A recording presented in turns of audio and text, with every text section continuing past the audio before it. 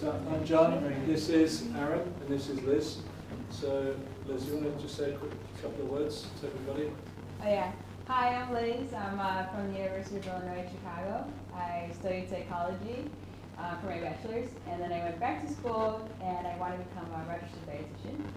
So with you guys, I'm going to be doing a survey on your hydration levels to see like what you guys been drinking beforehand, during, and after your training, and during your actual races. So I'll probably be giving your survey next week to see, so that I can give you a presentation on like what you should be drinking and things like that. So yeah, do you guys have any questions? Any questions for you? No? Okay, cool. So she studied nutrition as well and working to be a dietitian. This is like, just like partner up going around. Yes, and I actually trained with some of you guys already, so that was really nice. So thank you. So Aaron and I are going to do a little bit tonight. This is our agenda. As we're going through this evening, you're going to see this little arrow move along, and it's just so we keep tracking. Okay. I was mindful of the time last week because we had a lot of questions from the introduction, and so I'm going to make sure we finish right on time at 9 o'clock tonight. Thanks very much for being here. So we will start with a recap, and then I'm going to touch on this with preparation. If you've got a pen and paper tonight, it'd be ideal to get it out. But if you want to work on your phone, that's fine, because we're going to do some exercises in here. So it's very much practical tonight. The idea is that if you're training tomorrow morning, you can use at least one of these strategies in your training. So if you're racing, like Stuart, this week or in the next couple of weeks, you can use these strategies. So you can pen and paper or the iPhone, but it's not just talking heads tonight. So with this piece here, physical activation and readiness,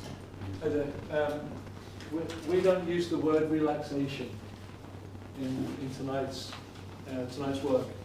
So for us, readiness is a stronger choice than being relaxed, because we feel that there has to be some form of physical activation to do what we're going to do in the water. Okay, so we don't think of it as coming down necessarily, but more like establishing a level for ourselves. Then we're going to deal with this piece, emotional and mental activation and readiness. And then at the end, we're going to think about how to put it all together. So when we come at this work tonight, it's not one strategy, it's at least two. So we're thinking about with the swimming using two strategies, and those two being stronger than one. One on its own from a mental toughness point of view, and that's the framework we're coming at. A mental toughness point of view won't do it. So goal setting without something else is weak. Goal setting with something is stronger. Okay, so it's always going to be with tonight. So when you think about this, as strategy to use is 1 + 1. So this was the general profile that we shared last week for everybody that was in the room. This is the club's profile, and so we're basing off what we're doing here for the next 3 weeks by discipline based on this.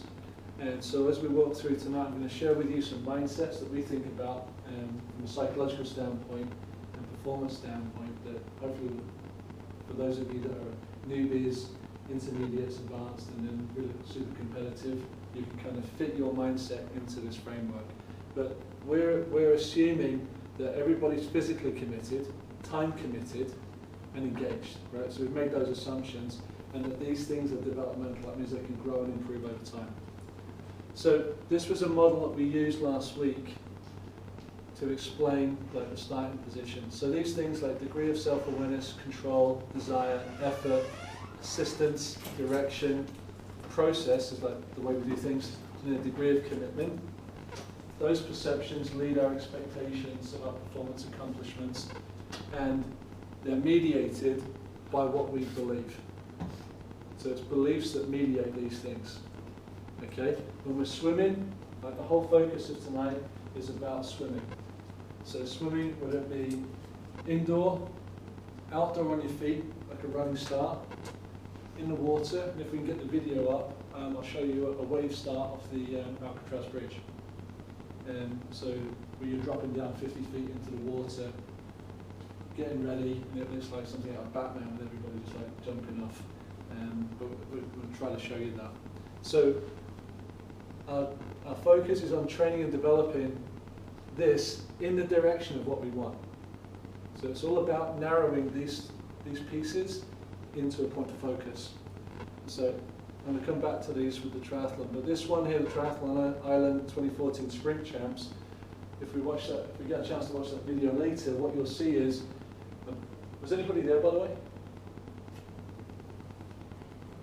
Okay, so what you'll see is an arc in a lake, and it's a running start, and it's just madness. You just see people piling in on each other, and it looks like seagulls flying. You know, everybody's arms are going, and it's a real fight at the beginning. With the Alcatraz one, that's where they're jumping off the bridge, about 50 feet into the water, and you see people plunging down, and of course they go underneath the water, haven't caught their breath, straight out, and that's their first experience where other people are prepared to come into the water. And so how many of you jump into the water and know how to step out? You do that? So if you're going into really deep water, you step out really big, and you get ready on impact to start sculling, right? And that's a way that immediately you can get into your swimming. So you step out big into the water, slap the water down, and then start sculling, and then you can get into your stroke, right? If you haven't trained for that, you do what some of these folks do, just come and bounce up again, right? But we'll try to show those. So the idea is preparing for different starts. So how many indoor swims are there that have an indoor swim, outdoor bike, outdoor run? Do you do those here? A few people may have. Okay. Some used to one of the NAC as well. Okay, so some of the things that we'll talk about will connect with that. That's a different thing because people are sometimes lining up and queuing to start on time. Right? It's different in an outdoor wave necessarily, and it's different from a running start. And how many of you have actually run around the swim course? Anybody had that experience? Yeah. What was that like? Was it fun? Don't get too wet, just run. Also, As in it's so shallow you can walk in Yeah. the water. Yeah, that black rock and loud on your. What was that like? It was shocking. Yeah. It's like it's not swim anymore. It's just, Right. It's just a wave.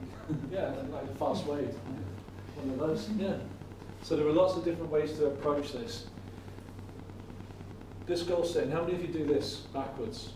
Start with the end in mind. So this is one of the first strategies here, right? So we're dealing with this mental toughness mindset, MTM.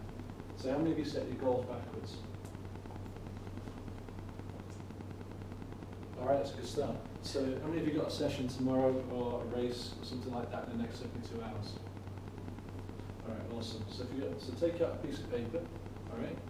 What's the result you want at the end of your next session? Read it? Yeah, that's cool. So what's the result? So just write it down. What's the result you want at the end? And we're going to do this process to make it tangible for you. So what do you want at the end? So this example here, okay, this might be one of your members, okay, who's categorized 3 levels of races, C, B, and A. And what they've got in the middle here is a check. Okay, so I'm going to talk you through this before we get heads down thinking about it and sharing. So, consistent performance at an A event. An A event might well be for a newbie, the 3rd one in a series of 3 to be ready. That might be the A event. Okay? For a pacer, what I call a pacing mindset is somebody who wants to be in the pack somewhere in a given space, right? So let's say there's 50 in the wave, they want to be top 10. Okay, that doesn't make them competitive. Competitive is racing, right? So competitive is thinking about podium finishes. It's a different way. The A race can be anything you determine that it is, but the check is the B. And so in order to think about this in race terms, you have to have standards for yourself. Do you have standards for yourself in some fashion? A little bit? You need some form of standard, okay? Otherwise you can't claim consistency. And if you do races for the first time, how many of you have done a new race each season? Yeah, me too, right? How can you have consistency if you don't do that race again? Okay, so we've got to be clear what we mean by consistency. It could be consistency of approach, it might not be consistency of pace. So we've got to be clear in our minds what we mean by consistency. But that said, your A event is the big one for you at the end, if you will. B event is the lead up. The check, this is something, coming back to this model, degree of control, self-awareness, commitment and orientation. If at this point you're struggling with the challenge and the commitment, the B and A get further away. Okay? Because you're not checking yourself on the way. Your goals aren't clear and you're inconsistent in your preparation. And that's exemplified by the degree to which we can regulate ourselves. And that's being human, that's okay. Right? Top performance at C event would be your level of perceived readiness to move on. It also doesn't follow that in the same season, these will all be in line for you. Right? Those of us that have done these events, we know sometimes the C events don't go well, but we still choose to do the B events, thinking that our training will get us there. And then when we get to that next event, it's not what we want either. Go ahead.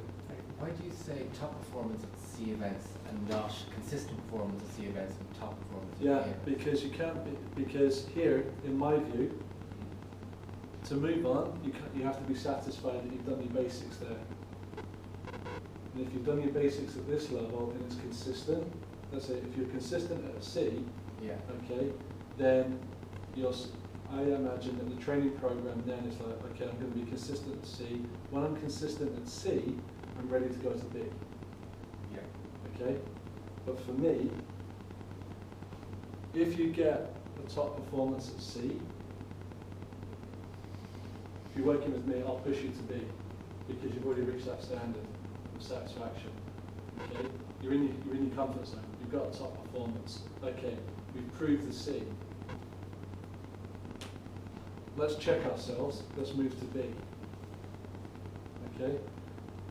So here, this would be a check on your basic skills. So if it's breathing, what are three things with breathing that you can think of in swimming that would indicate a top performance at a C event, technically? Breaking the stroke rate. Okay, stroke rate, yeah, breaking it, you said?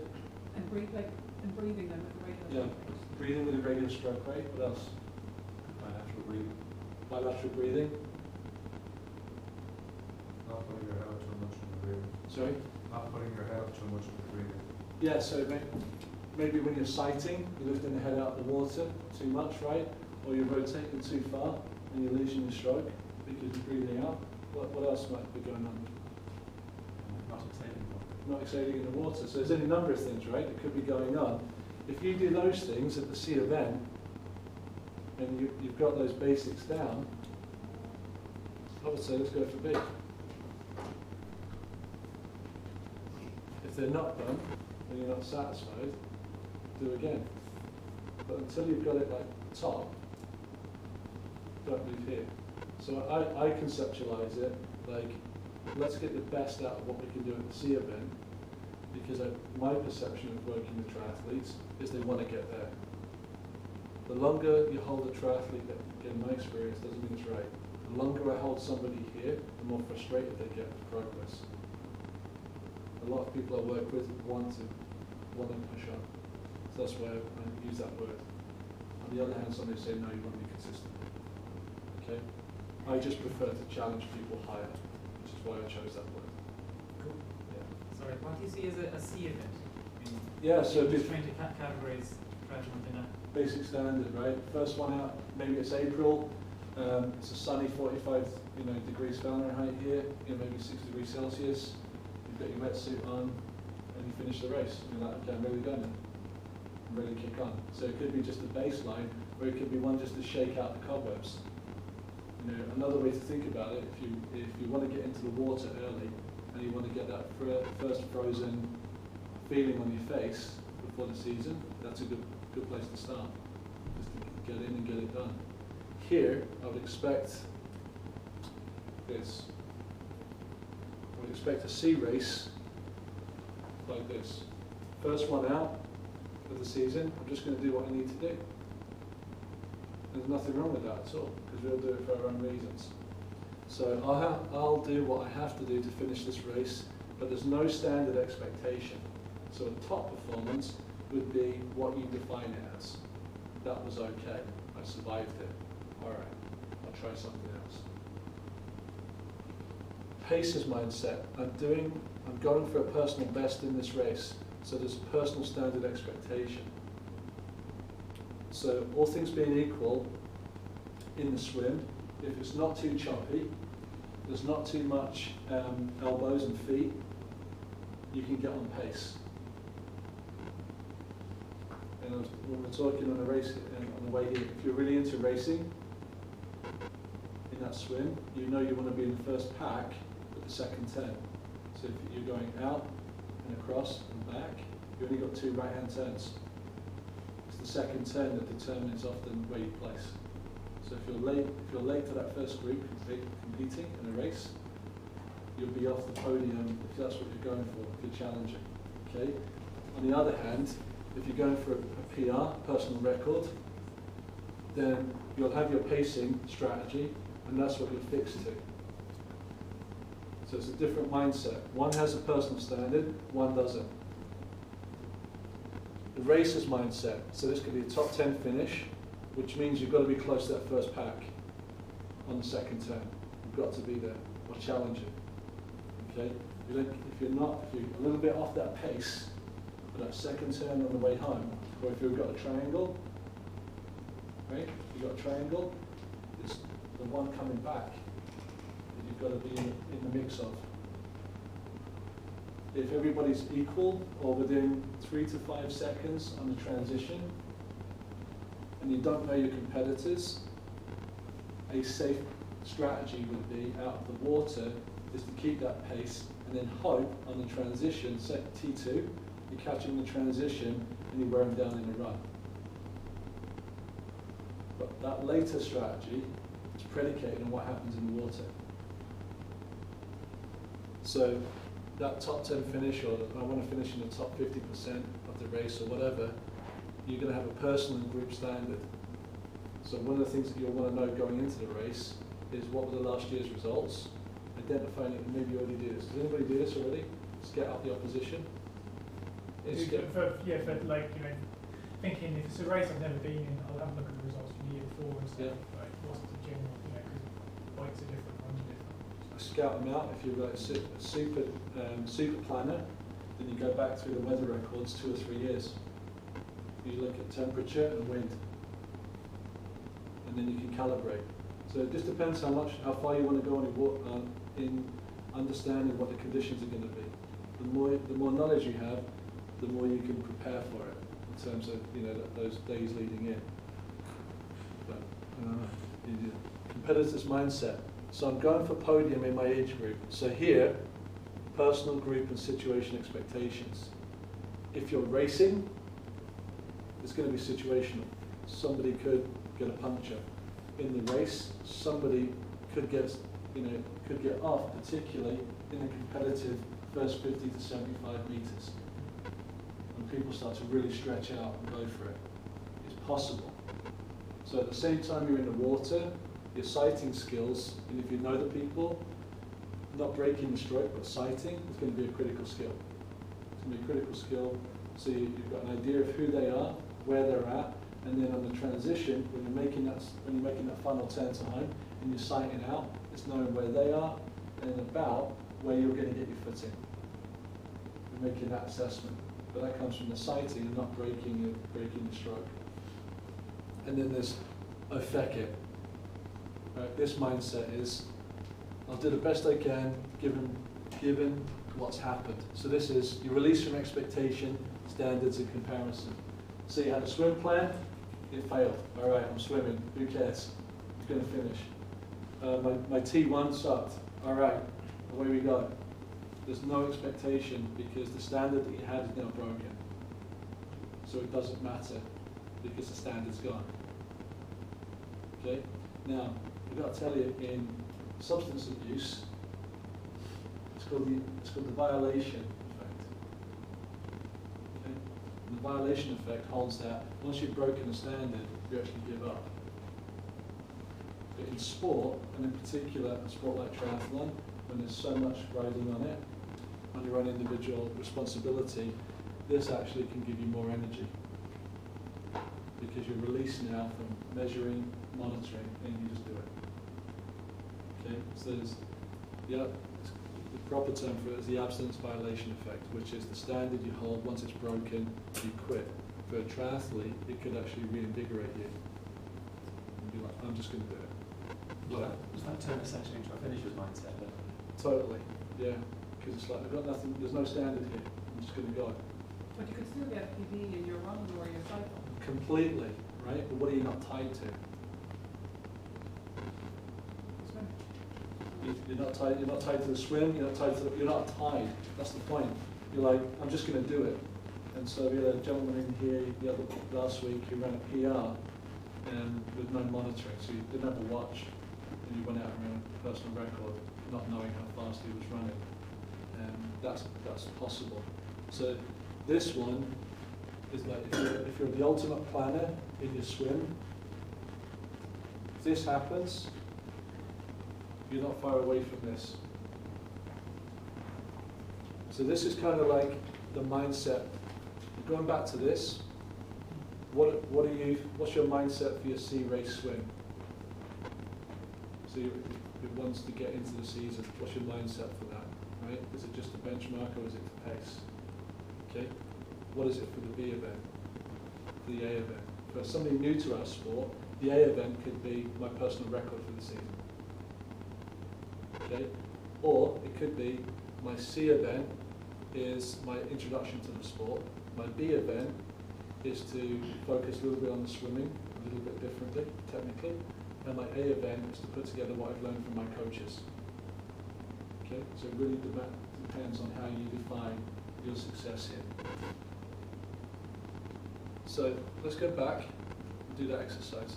So what do you want from your next session? If you go ahead and write it down or tap it down, just take a minute to do that. What do you want at the end of your next session? So that can be training session or Absolutely, yeah. As you want it to be, yeah.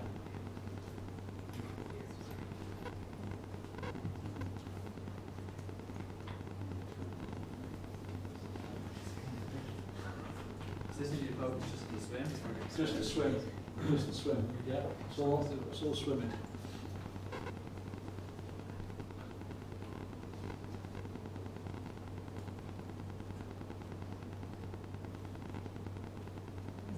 See where it's with feeling now, or we're waiting? No, we're waiting. Let's do this. How's that? So what do you want at the end of the session? So, folks willing to share? Yeah, go ahead, please. I said I want to feel strong at the end. Want to feel strong at the end? Let's share with the group. I'm sharing for You can have I was asking you to copy her anyway. You can have an intimate conversation, that's fine. Will I share it for you? You can do that. You're gonna laugh. It's only for the swim tomorrow. Yeah, that's okay. Just to feel like I've kept up with the lane and completed the session. Yeah. So, Okay, so completion's important to you. yeah. Yeah. With the lane. With the lane, Not yeah. 100 meters behind that. Yeah, yeah. You're going to be close to your buddies, yeah. Other sharing? Kind of opposite to Phil there. I want to feel wrecked after a session. You want to feel wrecked? Yeah. Okay, so does everybody here know Brian Mullins? Or know the name Brian Mullins? Okay, so Brian Mullins is the UCD Director of Athletics. He played for Dublin in the 70s and 80s. You're familiar with him now? So I met with him yesterday. I met him for the first time in December, and he's coming into our class to talk to us. And he said to me, John, do you know what hard work is? I didn't know quite what to say. So I've had men look me in the eye and say to me, Brian, what do you mean when you say hard work? Do you really know what hard work is? I thought we were going to break out into a fight any second. He was so intense. And the reason I mention that is because what does it mean to be wrecked? Being wrecked might be, I kept up, right? I'm just glad to be there. Yours might be, oh, I'm not beat up enough. I haven't put enough into it. So when you think about those two, what's important is that what I mentioned last week is individual. How you come to it yourselves is more important than how you come to it as a group. The most important thing is where that energy goes. So if it's to be wrecked, how are you going to get wrecked? How will you stay with the lane? That's the process piece, right? Now, coming to this piece, just write down to yourselves why do I do triathlon? Just answer that question. Because this is about swimming, right? It's not normal for people to swim. We're not genetically determined to be in the water. So why do I do triathlon?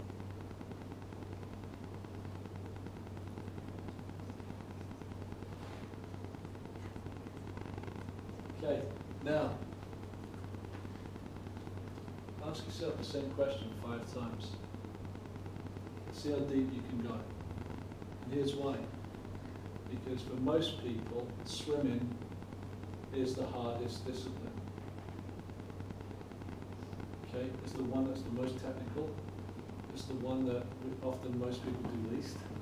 It's the one that most people do grow up with, in terms of like swimming regularly. So when it's hard, what's going to keep you going? So go ahead and go a little bit deeper. Just for tonight, do 3. But when it gets, if you want to be wrecked, take it as deep as you can, right? Because when you're hurting, or like when the point Brian was making to me was, how far are you prepared to go? That was what he was really asking me. Okay. So that this provides the fuel.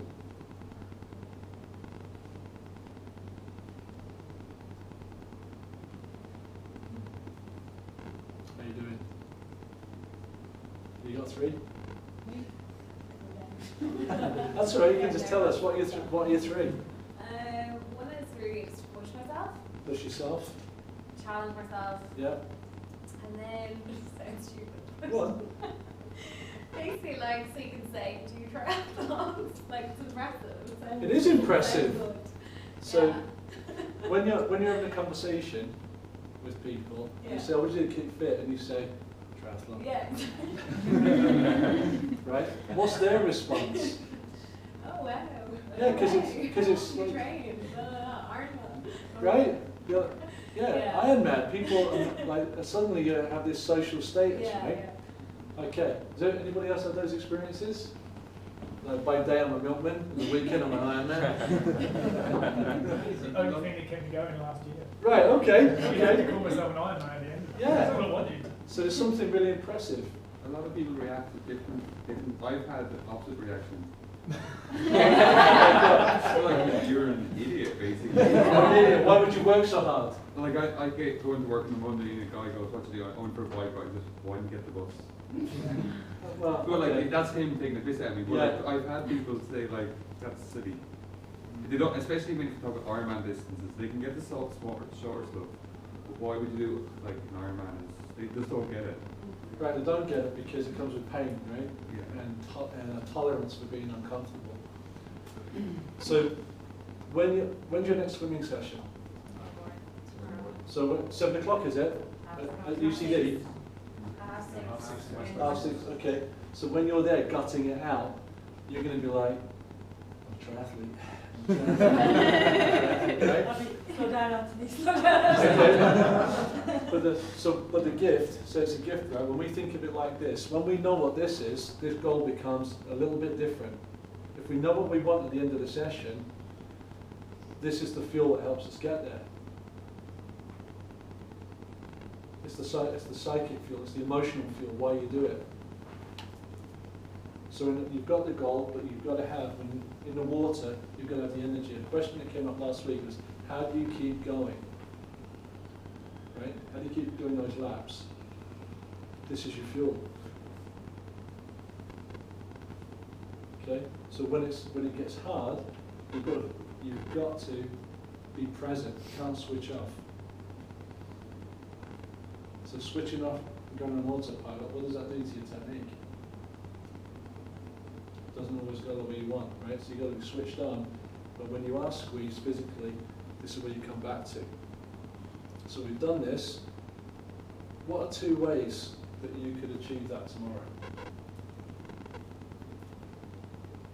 So you want to be wrecked, you want to be close, and everybody's got their own, right? What are 2 ways that you could do it? Yeah, so you can focus, but how? Okay, so you can visualize, what else? You can plan. You can plan. How you're going to actually wreck yourself. So you can plan. How many of you get that aggression in you when you're tired? How many of you feel aggressive? And I don't mean like you're going to fight, but like, I'm doing this. Like self-talk aggressive. Self-talk aggressive, but also, you know, when your shoulders are hurting, right, and you're struggling for air because your breathing's failing you, right? Do you get a moment where it's like, I'm not quitting here? If you get that moment, then 2 ways are, one is self-talk, second one is being present. As soon as you know it's hard, you're right there. You're right in your body, you're right in yourself, you know where you're at. That's self-awareness. That's a great place to be. Once you're more self-aware, what does it give us the opportunity to do?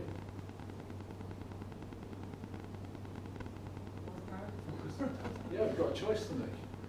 I often find if I'm at a stage where I'm feeling wrecked, to take my mind off, I'll pick something in the stroke to focus on, maybe for each Okay, day. yeah, and that's actually what we're going to come to that a little bit today.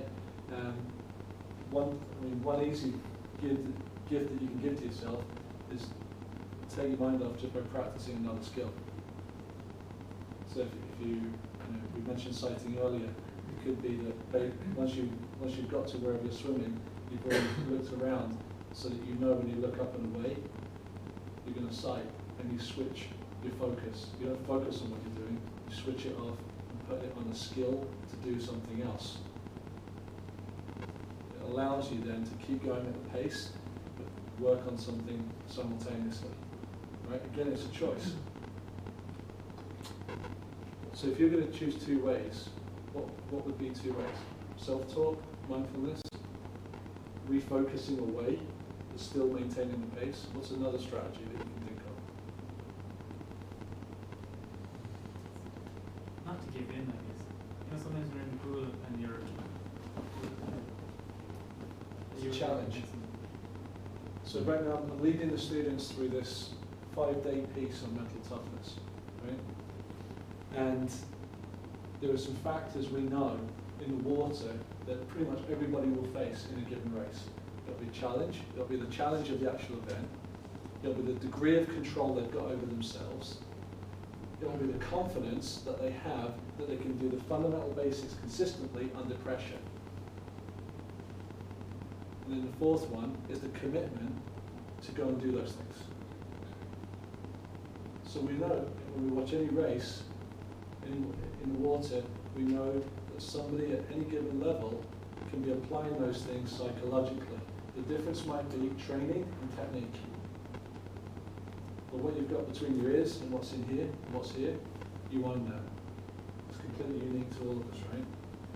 And so what I'm suggesting to you is once you've got your training goal and you've determined what your 2 strategies are, you've got your fuel, get going. So your mental skills program for tomorrow could be, here's a goal. I'm going to stay on the feet of the person in front of me. Okay, if you're drafting close, right? That's the goal. I'm going to stay on, is it Anthony's feet? Oh no, he's at the front. Okay. He's at the base. I'm going to slap his bottom. All right. So you've got the goal is I'm going to stay on the feet, right?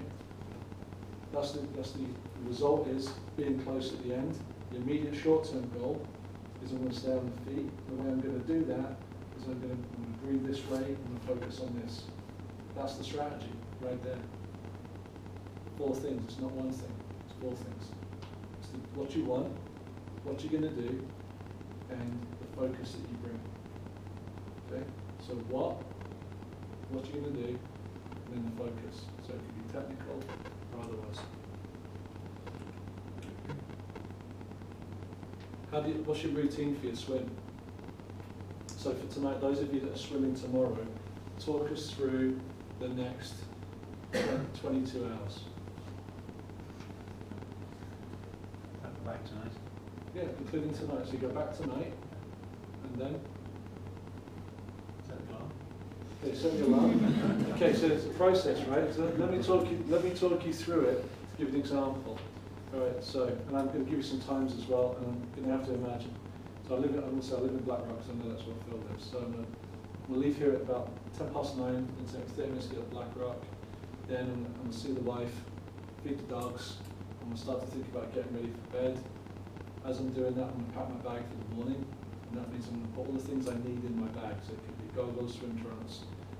If I need lotions for dryness afterwards, I'll do that. I'll put a towel in there. I'll make sure I've got my lunch for work as well. I'll take a snack for breakfast. All of that's pre-planned in the bag. It's going to be by the door or the place I go out to the car. It's going to be zipped up. I'm going to put my work clothes out, whatever I'm doing as well. Also, I'm very anal. That's what I'm going to do. Then I'm going to go through my bedroom routine. Yes, bedroom routine. Right? We often call it sleep hygiene. Have you heard that phrase? So it's sleep hygiene, right? So it means getting clean the way I want to. So maybe it's a shower, a bath, a strip wash, maybe it's shaving. It's doing all the things that you like to do before you sleep that you know help you to sleep before you train or race. Then if you're going to check in with your spouse or something like that, that's all done at 11 o'clock. I'm going to get 7 hours sleep maybe, get dressed, I'll have my gear all ready because from the night before. Go, pick up my bag, get to the pool. On the way there, I choose a particular piece of music. And I choose music that gets me ready to swim. So if I want to fight in the water and I want to get aggressive, I want to put music in that's going to amp me up.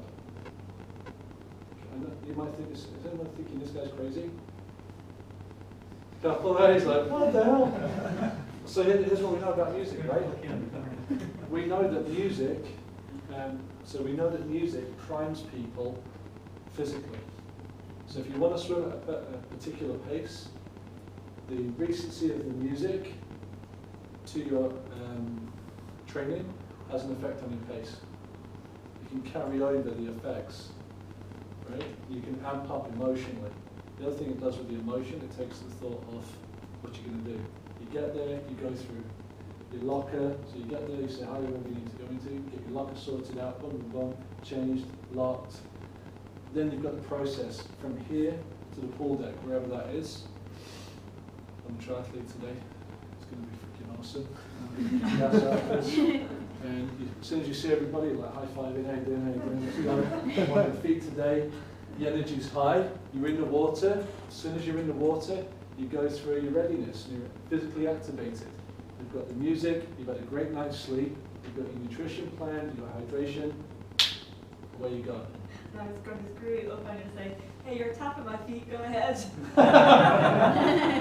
But that's what this is. So pre-training, post-training, if you're going to work after the session, what does the 90 minutes after the training session look like? When do you eat? When do you drink? What do you drink? Do you have your stuff ready for work? Then when you get to work, do you kick the ass out of the day? Do you have a great day because you had a great session? How do you carry the energy forward? This is really important because the way the session goes in here and this post-training sets you up for the rest of the day and being satisfied with your day. So swimming, the way you are doing it, early morning, is great for activating you for the rest of the day. I'm sure most of you know that already. Right? It's how you package it together so that when you think of swimming, you associate it with positive environment, energy, and performance. And that's the environment you can create yourself. So what I'd ask you to do is just take that piece of paper or pen, or whatever you've got, and just tap out, pre-training. How are you going to set yourselves up tonight for the next session tomorrow? Or if you're racing, what's your pre-training? Just for the swim. Is this like how it should be or how it is? I'm suggesting to you, if you want to swim better, more frequently, in a way that you want to, This would be ideal. Okay, so I'm making a plan now rather than No. following my normal one. So, no pints and pies tonight, right? But actually, if that, I've worked with a few people, to be fair with you, they'll say to the athletes, I don't care what you do tonight, providing your performance in the morning is a top performance. And as long as you keep doing that and you keep performing, you can run your life as you want to. But if you can't perform at that level, we're going to start doing this. So there's lots of different ways to think about it. But we're just thinking for the swim. And the sleeping piece, for races, it's really important. As you get closer to a race, you want more and more sleep. You want to be fully rested because recovery happens when you're asleep. It doesn't happen the same way when you're awake. So if you're somebody who needs 7.5 to 9.5 hours sleep, ideally, life permitting, try and get it. Because if you wreck yourself every 10 days, you're going to need 72 hours to recover fully. And the way that you do that is by sleeping. Body needs to replenish and recover. So in the water, if you think about these huge sets that people do, like 10 to 14,000 meters in a given practice, you don't do anything else for the rest of the day, pretty much. They just rest. Feet up, on the couch, taking it easy. And if you've got a life to live, like most of us have, that's a challenge. And the way that you can manage it is to train yourself to use a routine that works for you. So that routine and the goals of what we've done all feed into this performance expectation model. So I'm going to invite Aaron in now. So we're going to do 2 physical pieces for you, with you I should say. One is going to be progressive muscular relaxation. Has anybody heard of that before? PMR? Okay, so progressive muscular relaxation. Aaron will introduce that. And I'm going to do this ratio breathing. Okay, in ratio breathing, we're actually going to have to do some things in the room. Okay, so that's going to be physical. So I won't get you to sweat too much, or perspire, I should say. Right? But we are going to practice these things. This one you can do tonight before bedtime again, which would be awesome to get ready for tomorrow morning. And this one you can use in the pool tomorrow morning if you're training, or if you're at a race this weekend or something like that. This one, it has a completely different feel to this. Right? But these are skills to use tonight. This one is to manage down. This one is to control anxiety when it's high. So if you're really energized and it's like that kind of effort, this one's designed for that kind of intensity. Okay? So like imagine T1 or T2, right? Coming out of the water, this would be useful. Being in the water at the beginning and you feel yourself getting hyped up, this is one you can use there too. Over to you, Aaron. Yeah. So as John was saying I'm actually going to pull a chair up here. I'm like a very sensory, have to do things with you guys.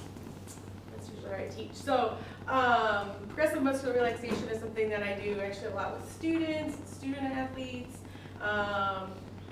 pre-health professional students to be able to teach their clients and patients and athletes and people that they work with. And as John had mentioned, this is a great exercise to do in a way that also kind of connects with ratio breathing. It's a way of like connecting with yourself, connecting with your breathing, connecting with your body, because if you can practice that outside of your events, in moments where maybe you're sitting in the car prepping to go into work, or you're laying in bed ready to go to sleep and prepping for the next day, if you can practice what I'll demonstrate with you guys, we'll do it together, off of the events and out of the pool and off of the track and off of the bike, the moments where you need to be in control, where that muscle tension needs to be reduced, where your breathing needs to be controlled, it becomes second nature because you've already practiced that in a closed environment where anxiety is not high, where your body isn't moving and being demanded upon. So I love this exercise. I hope you guys love this exercise. So all I'm going to ask you to do is just kind of sit comfortably, feet on the floor, hands kind of just comfortably in your lap, or I guess we have these nice armrests. You can kind of rest them on your armrests. I'm going to encourage you to close your eyes if you feel that you might wander, especially looking at other people, seeing what they're doing. You might feel inclined to do that, but if you don't feel comfortable doing that, that's fine as well. You can have your eyes open, but go ahead and close your eyes at this moment. What we're going to start off with, we're going to do 3 deep breaths in through our nose and out through our mouth.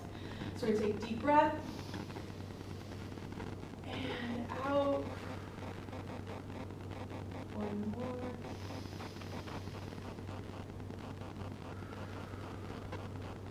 On this last one, I really want you to control that exhale. So in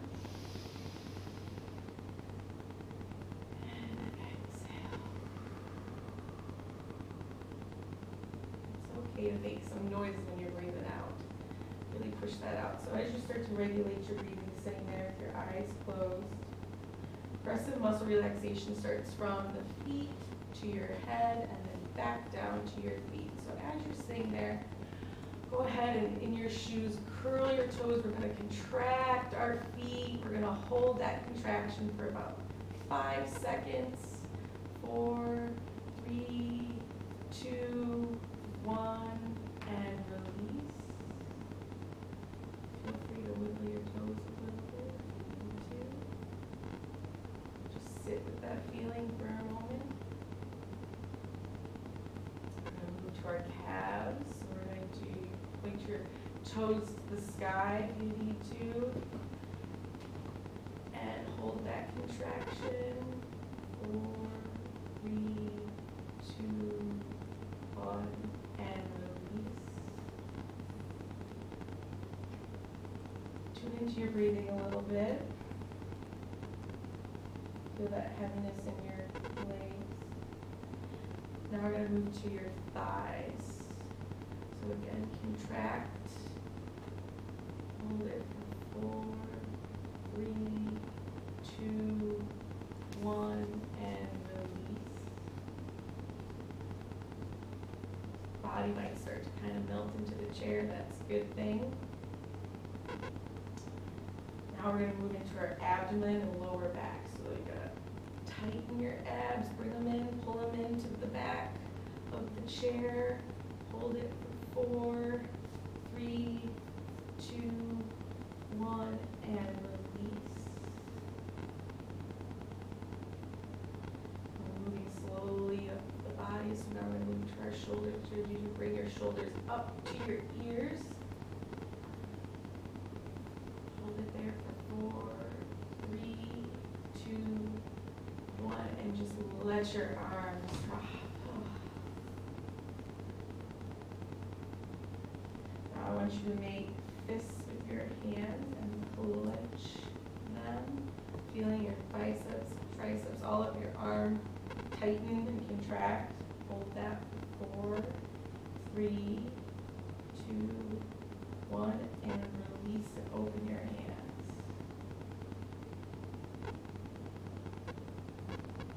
We're going to move into your neck. This one's very kind of similar to the shoulders. So you're going to just kind of tighten at the shoulders up to your neck. We're going to hold that and then elongate your neck if you need to up to the sky. I'm going to hold that. 4, 3, 2, 1, and just let your head gently fall forward a little bit. Let's take a deep breath at this point. And out. Almost made it all the way up to the top of the head. We're going to clench your jaw now. And hold that. 4, 3, 2, 1, and release. Get your mouth. Just kind of open a little bit. I know you have your eyes closed, but we're going to tighten them like you're squinting in the sun. Hold it for 4, 3, 2, 1, and just let your muscles in your face relax. So now that we made it to the top of our head, we're going to work ourselves back down to our feet to complete the session. Again, before we start that, let's take 3 deep breaths. In through the nose and really tuning into how your body feels right now as you take those deep breaths. So let's take another deep breath together. And out. And one more. And out. Starting with our shoulders. Bring those shoulders up to your ears. Contract. Holding it for 4, 3, 2, 1, and just let your arms fall. Feel yourself sinking more into the back of that seat that you're in. And clench those fists. And contract and hold that bicep. Feel that tricep.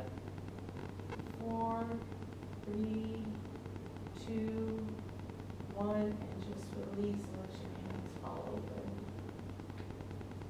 Excellent. So now we're going to go to that abdomen and lower back. So we're going to imagine that there's a string on our belly button pulling back towards the back of the chair, and contract that.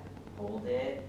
4, 3, 2, 1, and release, and just let deep breath out. 5, so we're going to contract the thighs. Hold that for 4, 3, 2, 1, and release.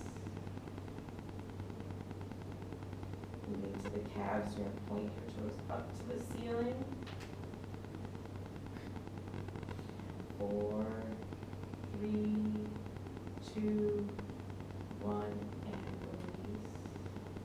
Feeling the weight, heaviness of your legs. Keeping that breathing, that deep breathing. You're in control of your breathing. Last contraction now. We're going to be in our toes. Ahead. In your shoes, just contract those toes. Hold that for 4, 3, 2, 1, and release. And just letting your feet fall.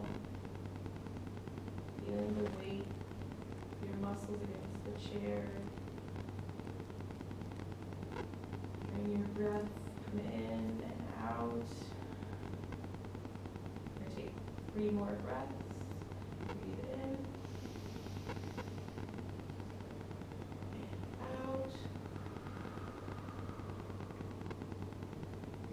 In. And out. Last one.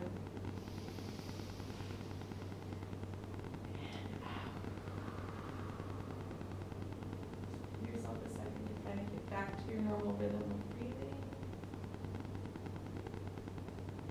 Tune back into the sounds of the room, my voice, the person sitting next to you. And then when you're ready, go ahead and open your eyes.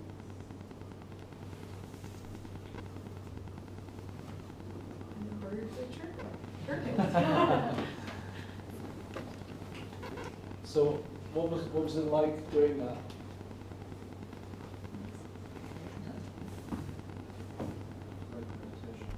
Do you feel like meditation? Yeah? Relaxing. Relaxing? I think you always feel a little bit silly at the start. Once you actually get into it, you kind of buy into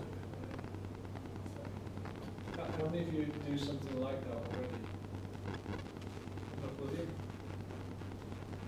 So imagine, right, so you can't access the video, so I'm going to try to have you image this.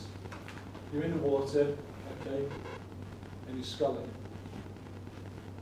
It's kind of like this, right? Then doing this, or you might be really high up in the water, like almost flat, just really slow. The water's around here, you're just sculling. Given that condition, how could you do that?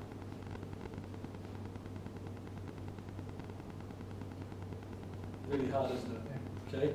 But if you want to get some focus from this, one of the things you can do is just take one hand, skull, get into a, you know, egg beater? Can you do that? Yeah. So you just get into an egg beater and skull, and you just tense. And the tension you put into that arm We'll put your focus there as well.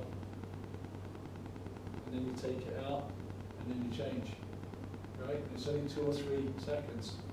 And release. 2 or 3 seconds and release. And you're still sculling, and suddenly what you're doing is you're focusing on that and not other things around you. So if you're feeling slightly high in yourself in terms of energy and anxiety, hey, that's where you put your focus. If it's a standing start, how many of you have been like shoulder to shoulder on the beach with people? Right, that can be really uncomfortable when everyone's basically naked, right? Just hanging out. And you're there, it's a great moment just to like actually get into a boxer's stance and actually just work your toes. You work your toes, work up, and you work down. And again, your focus goes on yourself and away. But you need to practice it. When you're in the car tomorrow morning, if you get to there, let's say you get there maybe 3 to 5 minutes early, this routine can be done just focusing on key parts of the body. So this could be like the chest, stomach, hold, and then relax. You could be on the pool deck, just waiting to go, and you just do your quads. You just let them go, and suddenly your focus goes off the swim and onto yourself. Okay, and you bring yourself down. It's all about where you put your energy. If you put your energy out, you're giving it away. And the environment maybe hasn't earned your energy. Okay, where you put your attention gets bigger. So I'm going to shift the focus a little bit. So just make sure you can get up and down here. Okay, and all I'm going to ask you to do is get up and down in your chair 10 times as quickly as you can. If you'd like to. Let's wrap it down.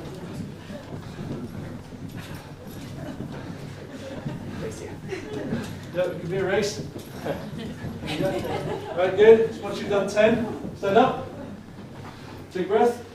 And now just let it out. Like, breathe out. Hold it. Out. Hold it. Out. Hold it. Out. Hold it. Out. Hold it. Breathe in. Hold. Okay. What did you notice? You can sit down. Oh my God. Well, the breathing there made me forget about the 10 ups and downs. Yeah, 10 ups and downs, but what did you notice? Like when you had to control it? You definitely don't breathe out as much. What are you controlling? Absolutely. So when things are really anxious, if you want to control your breathing, or you want to control yourself, we call this ratio breathing. In the military, sometimes they refer to it as tactical breathing. So when you really need to get into yourself, it's like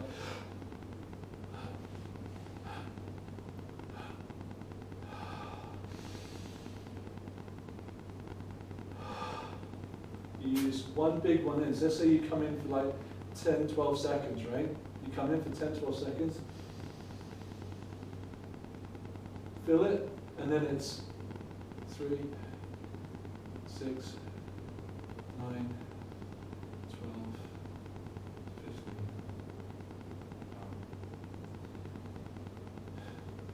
You find it back here. When you've got pauses, this is ideal. So between sets, when you're like, that's when you use it. Because it brings your focus right to you. Okay, you can't do it if your energy's out. Okay, if you find those moments when you're on the side and you're stretching your arms, right, or you're like that, and you're just waiting for the next one, now it's time to work on your breathing. You're not going to use this one when you're activated. That's not the purpose. Okay, this is pre-activation or post-activation. Okay, it's pre to prepare to manage you down. Okay, it's post to recover. That's that nice feeling of tension and release, tension and release. And as Aaron mentioned, this would be a nice bedtime activity. With a lot of the athletes I work with that feel tremendous amount of pressure, I train them first on this until they can control body parts like calf only, right, bicep only, stomach. A lot of them like the stomach because it feels strong to them. So they like to contract this. So we go from the whole body down to this piece, because in the game, if they can just tense just for a couple of seconds and release, they get a little bit of focus, and then they go on. For swimming, this would be pre, and then in the water, this one, with your sculling, and your focus goes there. For the ratio breathing, if you're a newbie, and you find that you're in the race, or you're in the pool, and your breathing's out of order, this is a way of resetting. And that's okay to reset. Of course, you've got to get yourself together, right? It's not holding your breath. That's not what it is. It's controlling your breath. There is some literature to be read about the benefits of not breathing. Personally, I don't think that's very smart. Okay? But there are people that would advocate holding your breath, but I'm not one of them. I advocate controlling your breath and getting yourself in control first, which is part of that regulation. Okay? Can you actually, sorry. Yeah, go ahead, please. Can you actually do that while you're swimming?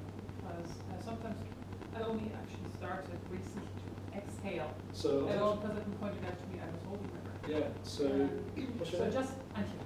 Antia. Yeah. So, So just exhaling bit by bit as you're kind of breathing out. yeah, so I was practicing actually this afternoon. I went swimming to practice this. And so what I was practicing was alternate breathing every 5 strokes, right? Taking one in. So, and again, I was doing exactly what I'm working with you on. Just breathing in here, and as I was coming through, I was letting out 4 for every stroke. So I was just timing my breath with the stroke, right? And then I was ready. Just 1 out as I'm turning, and then 1 in. So what I was practicing for a portion of the swim wasn't technique. It was getting my breathing down, so I could enjoy the experience. Okay, that's something I recommend. So depending on what your stroke is and how you breathe, the exhaling in the water is a way to do this. So another, for those folks that when you're on your back and you roll over, you've seen those folks that take a big one in. You can do that. So when we talked about going on your back and finishing like the backstroke or staying in the lane and doing backstroke just to keep going, I would advocate working on, instead of going all the way over and losing that stroke and losing the pace, is training to go over, so you still keep one ear in the water. Okay, the swim coaches do this with it, I'm sure they do, right? One ear in the water and one go below in the water. Keep getting in there. Taking the longest breath possible by looking back as far as possible. There's a little bit of work on the neck and the throat here a little bit. Taking in as far as you can. Maybe you slow down on the recovery through, but then when you're through, you give yourself enough stroke frequency to find your balance with your breathing. This is what I would recommend. Please. Just to come back to the muscle contraction, relaxing. We were talking about the egg beater that they are. Yeah. The Westwood pool is too shallow for egg beater. Westwood pool would probably be to there. Yeah. So you wouldn't be able to egg beater in the pool in much. So, you ever played water polo? I didn't have my kids with. Okay, so when you're in the shallow end, they're not supposed to stand, right? Yeah. Okay, so make those, you bend at the hips, get your ass back, chest in the water, and just go shallow. Okay, that's the way to get around it. Right? It's not a long one, it's right up here. Right? But the problem with that is that you get crunched and it feels really uncomfortable. So I get it. Another suggestion is if you wanted to hold on to the edge of the pool, elongate your body, just to be able to practice kicking while you're doing that, because you can easily hold the pool and contract. Here, you do that shoulder contraction that we just did, contract your back, contract your abdomen, all while you're still kicking as well. Yeah, that's a good one. Also, for that technique, if you just put your hands together, maybe you've done this, but put your hands together and just push. What do you feel? Push really hard. What contracts? Both arms, and your back and your chest. Right, so this is another way of focusing. So again, this particular piece helps you focus away. Very different. Let's come down here a little bit. So I'm sorry I can't get the video on, but with the sighting, this is a refocusing technique. So let's just go through. What's the checklist for sighting? Does everyone know what sighting is? Let's just start there. Okay, so if you know, can you tell, if somebody knows what sighting is, can you just share it with everybody so we have the same understanding? Navigation, checking you're going in the right direction. Checking you're going in the right direction. Okay, so what does your coach you to have when you're sighting? High head. High head. You said? High head. High head. Yeah. Okay. So let's chin out the water. Okay. One thing I would recommend is alligator eyes. Okay. You want to know what alligators look like when they're swimming? Okay, so the eyes are right here. So if this is the water line, it's alligator eyes. Okay. The reason for alligator eyes with relation to swimming is when you get tired, if you're swimming here, start looking up, it doesn't alter your swim technique too much, right? Because this is my preference. If I lift my head out, my hips go down. Everything would work for Cam also. No question. Yeah, no question. They do teach. Oh, we do alligator Yeah. eyes. Alligator eyes. So with the alligator eyes, obviously in choppy water you're going to come out a little bit, right? But think about doing those things as a way of taking your mind off the effort. Okay, so introduce that skill. So at UCD there are 4 timers, right, on either corner, which is all I know. That would be an opportunity with your technique to get your alligator eyes out and just scan from right to left if you've got the time to do that, or when you're looking through your arms, you're looking back diagonally to the wall. And again, your focus then is on the visual cues, and you're not focused on the effort. Okay, so you're working your swimming and you're working your sighting. You're doing 2 things again. Okay, but this is in the context of having a goal, knowing why you're there, building off your routine, right, and doing 2 things at once. Doing a swim and doing something tactical, right? Because sighting's tactical because you're going to make decisions. So breathing, we've talked about. What's the deal for drafting? How could you turn your training session into a swim, but also a tactical session for drafting? Tactical being decision making. Practice getting in. So you practice getting in. Now let's talk about the positions, right? What's the position that you use more commonly? On the toes? Yeah, or something. Or on somebody's hips to the side? Okay. So let's say it's a wave start where everybody's coming in like a wedge, right? So if I'm here with Phil and Aaron's there, we're all coming in on a wedge to get the swimming line. Okay. What's an automatic draft situation that you need to kind of practice for there?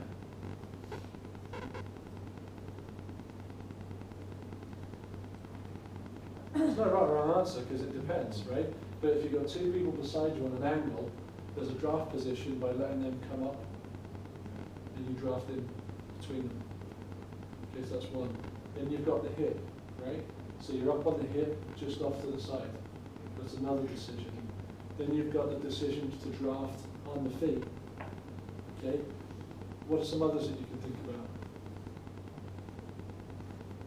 You can move from one to another. Right, so you can shift. So in your swimming session, we've gone from we're not just going up and down the lengths. You can, hopefully that's not what you're getting here from me, right? We're not just turning the laps.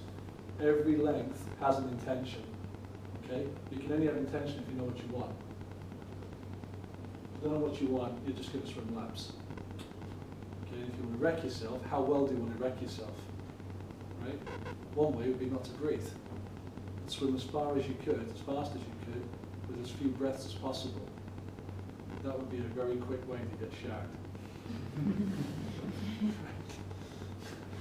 So within here, this is where the emotional and mental part comes in, okay? So it's emotional because you're going to accept the challenge and you're going to be committed. It's mental because you've set a goal, you've got a strategy, and now you're going to add something to your swim. So if it's breathing with the technique, that's 2 things. If it's drafting with technique, it's 2 things. You're always doing more than one thing. So it's approaching, I should please. So sometimes the other way there's a bottleneck in the lane. I think that's a great opportunity to practice fighting because Beauty. you're trying to slow yourself down so that you're not annoying the person in front, so why not practice fighting? Yeah, there's also something about frustration, isn't there? I mean, like, how do you practice dealing with frustration? Come down to our lane. But seriously, how do you practice? Too short a TV show. But like, how do you practice dealing with frustration? Pardon? Deep breaths, right? But like, in our day-to-day lives, do we give ourselves permission to handle frustration the same way that we would do with triathlon?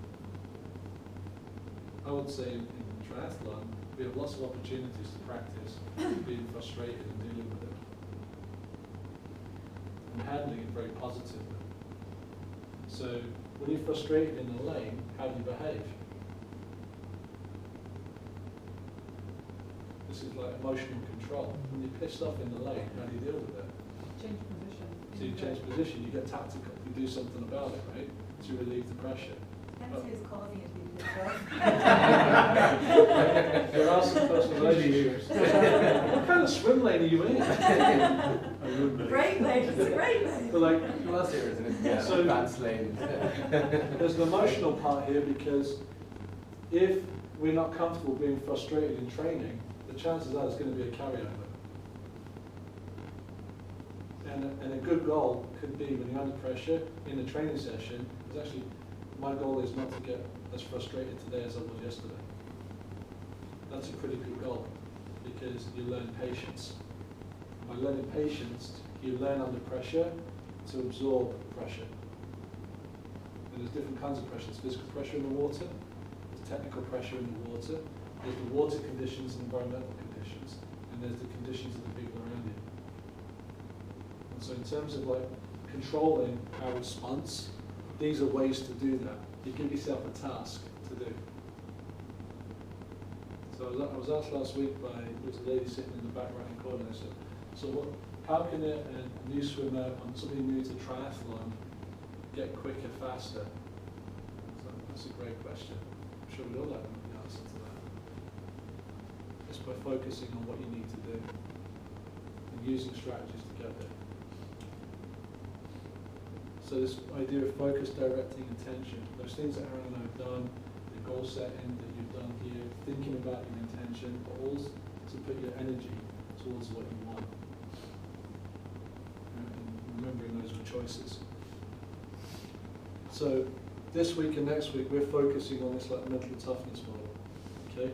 Now, the reason I chose this for our work together is that everybody can access it. Everybody can be mentally tough.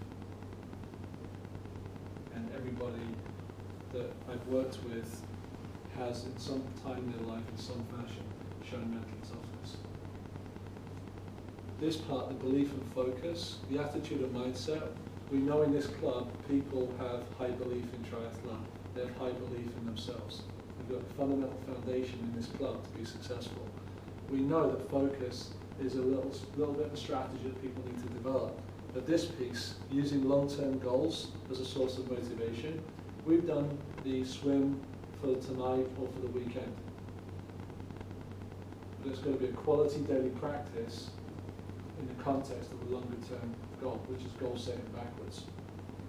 Controlling the environment, you can only control those things that you personally can direct your energy on and your effort on. Okay? And pushing yourself to the limit, that's your choice. Each of these are choices. Okay? So a mental game plan is your choice. Some people say to me, Johnny, it's not working for me what you're doing. And I'll ask them, how often do you practice it? How often do you practice using a mental game plan with your training? And often knows it doesn't work for you, just don't practice it. Okay, no problem. It's your choice. It's hard to get better if that's your choice. So I recommend for your next training session that you leave here tonight thinking about what you want, knowing why you do what you do, set that goal for the session tomorrow, control it, so pack your bag tonight, get yourselves ready tonight, and tomorrow make a decision of how hard you're going to go for it, and just do it. Just go for it. See how far you go. Because if you go further than you did in the last session, you've started something. Once you reach that level, anything you do that's different than that is less. That's the way you set new standards for yourself. That's the way you keep growing. It's a choice. Okay. So 3 parts. There's tonight, what you're going to do tonight. If you're racing, what you're going to do the next 72 hours. There's what you're going to do during, and there's what you're going to do after. So if you just do one thing tonight, just pack your bag ready to go. If you're really cute with yourself, write a little post-it. You're awesome. Put it in your bag.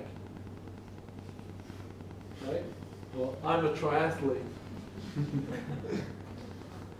I can see somebody saying, when you leave, he's so American, he don't do that. So it falls out of the bag in the training. That's my triathlete.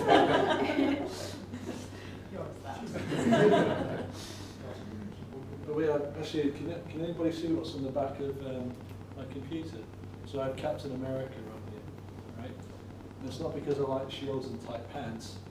It's, well, I like the tight pants. The reason I've got that is because that connects with me in terms of effort. When I think of all the superheroes there are, that's the one that I connect with. So when I think about what I'm going to do with my laptop, as goofy and silly as it may sound, I know that I'm always going to use this for work. It's a tool, and it's one of the things I use to try and do really good work. Right? So I have a little sticker on there. And I would think about, you know, I'm just going to go all the way back here. When you're packing, what does this mean to you? What does a Piranha mean? When I told my mum that I was working with the Piranha Triathlon Club, she's like, they're vicious. Right? Well, what does it mean to be a Piranha to you? Does it mean that you're fast? Does it mean you're furious? Does it mean you hunt in packs? Does it mean you terrorize the opposition? Does it mean that, you know, you're only going to be not hungry once you've feasted? Right? What does it mean? Because when it comes down to this, this is where you're going to put your energy, and this is what you're going to do. So I hope tonight you've got some strategies. We did goal setting, we did a little bit of self-talk, we did using tasks, okay? We did the relaxation, and we did the ratio breathing. We covered goal setting. Technical piece, we did breathing, we did sighting, okay, so we did drafting, so we did task focus as well. So if there are some takeaway messages from tonight, what are the messages that you'll leave with? Attend to your session tomorrow. Attend to your session. Yeah. Right, get after it. Yeah. What else? Have a purpose for every training session. Yeah. Purpose. Yeah, refocusing. Who are you training for? Me. You training for you? Anybody else? Training for anybody else here? So we're all training for ourselves, right? So when we come back together next week, what I'd like to hear is, how much did you go for it? And how much did you give to yourselves? Who took the piss out of me for doing that? What questions do you have about what we've done tonight? Just for swimming specifically, Yes. like one of the challenges I find is Yeah. you have your pool session, that's fine, and it's Yeah. like the walls, it's nice controlled, but then 6-7 times a year you get into this piece where, like for me personally, I get excited before the swim, Yeah. I'm very happy after, but right in the middle, it's like, oh my god, why did I put myself in the middle of this madness? play back what you've kind of gone through here. Is it about controlling your breathing? Is it about trying to distract yourself and not get caught up in madness? Or? Well, actually, is it madness that you love? It's hard to say it's madness you love when there's just arms, legs, everything is flying, or like you get those awkward situations where like once or twice there have been actual punches. Yeah. And then it's basically in general it's fine, but like so maybe it's just me, but the level of awareness you have, it's not something you're used to in normal life because you kind of feel like there's no floor. You can only see a small bit in front of you or around you. Well, so here's something that actually triathlon can come back here. What triathlon gives us, I mentioned this last week, I'll share it again, what it gives you the opportunity to do, it gives you permission to be a person in that moment that you would not normally be. Triathlon gives us permission to do things we wouldn't normally do in our lives. Right? So when it gets really mad, it's how you appraise it. So do you appraise it like it's mad in a bad way, or mad like this is exactly where I want to be on Saturday morning? Right? I choose, because if I'm here, I chose to be here. Now put it like this, right? Who do you have more empathy for? Somebody who's a victim of something they couldn't control, and they say, Jesus Christ, I wish that had not happened to me. Or do you have more empathy for the person that chose it and complain about it? Who do you feel more for?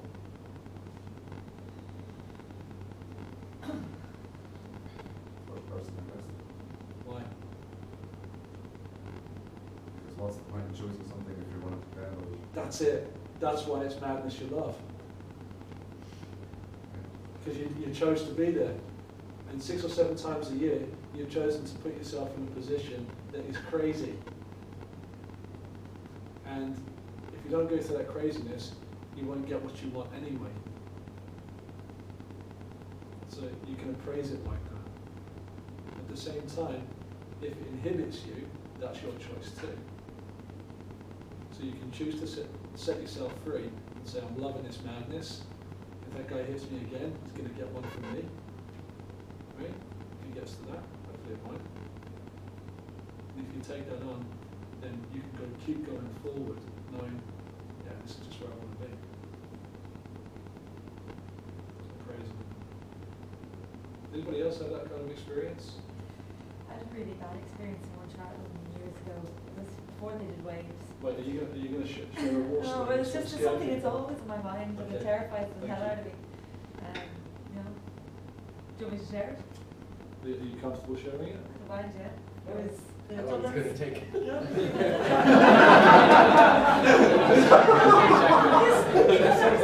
This is before Piranha took on the triathlon, and everyone was in the liffey starting together, and the horn went, and whoever was behind me went like that, pushed me down.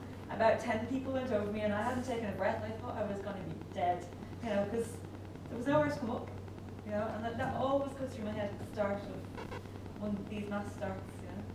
So It has inhibited. how have you modified your strategy since then? I've avoided group starts. Have you? Yeah, I haven't been in the order. Not in, like I'm doing the training, I'd like to do 2 triathlons, but I'm terrified out of my wits out of that. You know, if you buddied up with somebody who could do one with you, and you could actually do the wave start together, they could act as your bodyguard.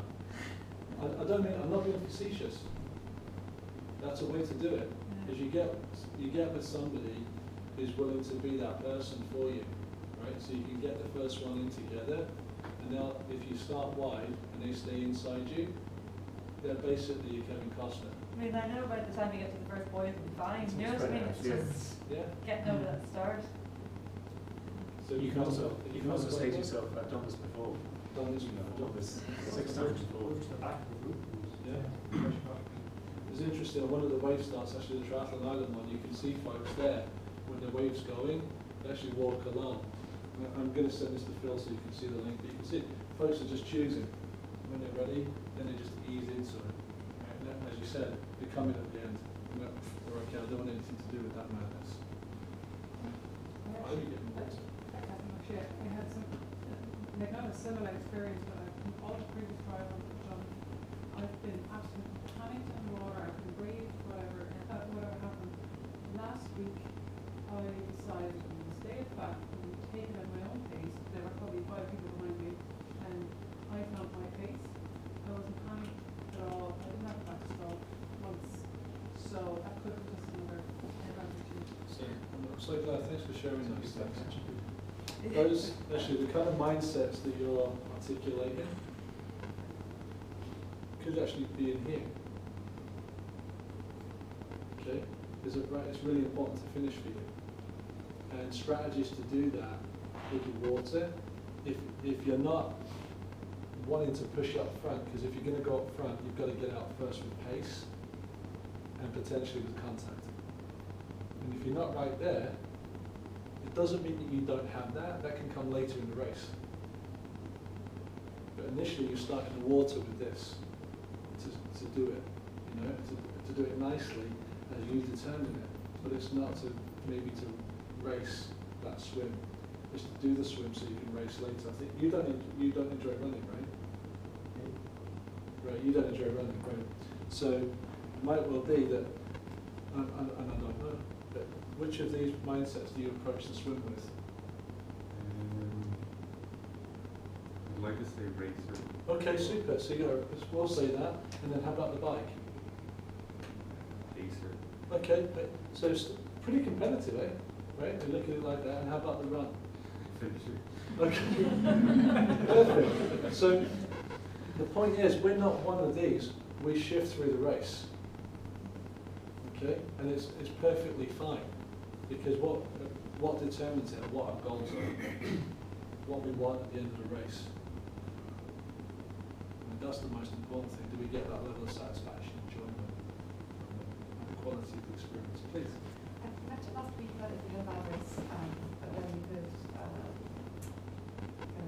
instead of flip through to a different emotion or a different memory or something. Yeah. That's I did see something. I didn't enjoy it, but I didn't panic, and then in the first race I panicked, and I haven't been able to kind of get rid of that, to be honest, in a race situation. Yeah. So what, did you just, even just, we were talking about putting your face in the water, and it's like straight away, oh, yeah. But what would you just have a different image, or different? Well, you know, something, how often do you watch videos before you go swimming?